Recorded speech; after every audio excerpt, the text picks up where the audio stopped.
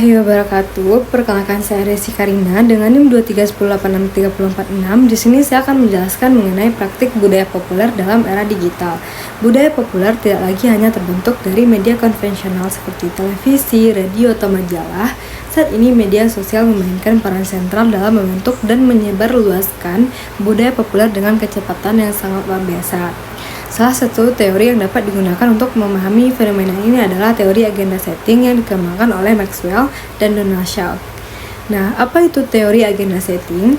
Teori agenda setting ini menyatakan bahwa media tidak memberitahu masyarakat apa yang harus mereka pikirkan, melainkan memberitahu hal apa yang penting untuk dipikirkan.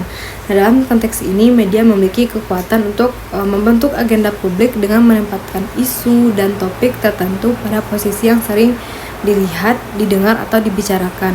Nah, sehingga publik memberi perhatian lebih kepada topik tersebut. Nah, teori ini awalnya digunakan untuk menganalisis media massa tradisional seperti surat kabar dan televisi.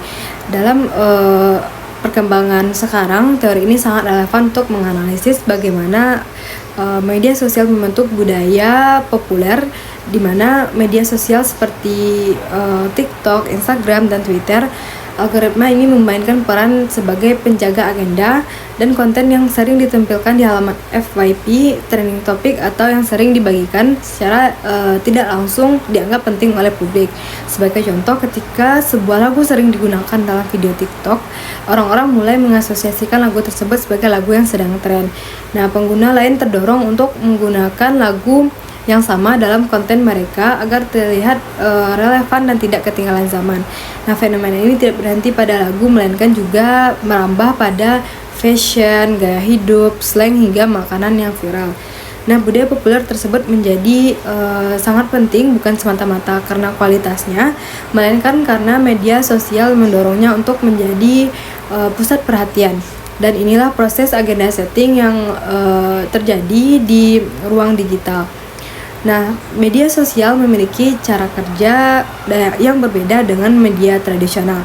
Jika media konvensional mengatur agenda melalui redaksi atau editor, maka media sosial mengatur agenda melalui algoritma platform.